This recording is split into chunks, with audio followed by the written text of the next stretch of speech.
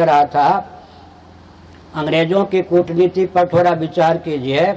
संस्कृत पढ़े लिखे के लिए जीविका के कितने क्षेत्र हैं?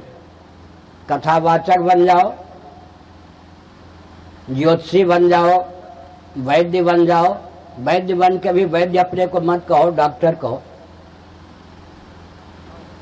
प्राध्यापक बन जाओ, यही ना 4-5 क्षेत्र रहने दिया गया संस्कृत के विद्वानों के लिए। कथावाचक बन जाओ, कर्मकांडी बन जाओ, ज्योतिषी बन जाओ, वैद्य बन जाओ, यही सब 4-5 विभाग रहने दिया। अंग्रेजी पढ़ने वालों के लिए 50 विभाग रह गए। तो अपने आप संस्कृत पढ़ने वाले एक तो कम होते हैं, दूसरे जीविका के उनके क्षेत्र 4 ही 5 सीमित हैं। लेकिन हमारे यहाँ 32 विद्या शुक्र नीति और 64 कलाओं की शिक्षा दी जाती थी।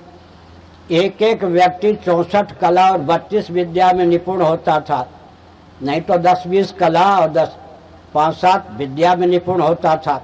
तो शासन भी पूरे विश्व पर चक्रवर्ती नरेंद्र के रूप में करता था और उसको अपनी संस्कृति का पूरा विज्ञान भी होता था। दर्शन, विज्ञान और व्यवहार तीनों में सामंजस्य भी साधता था।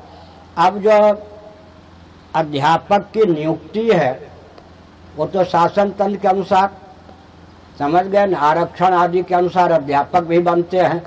वो संस्कार का आधान भी नहीं कर सकते।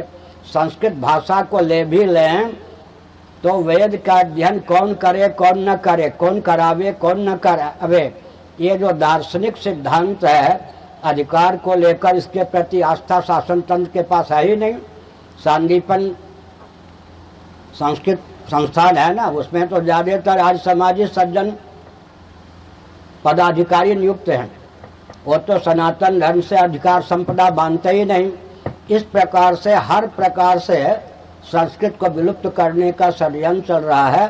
संस्कृत और संस्कृति की सुरक्षा के लिए एकमात्र उपाय है सनातन वैदिक आर्य विधा से भारत का शासन तंत्र हो, उसी के लिए प्रयास करना पड़ेगा, तब जाकर काम बने।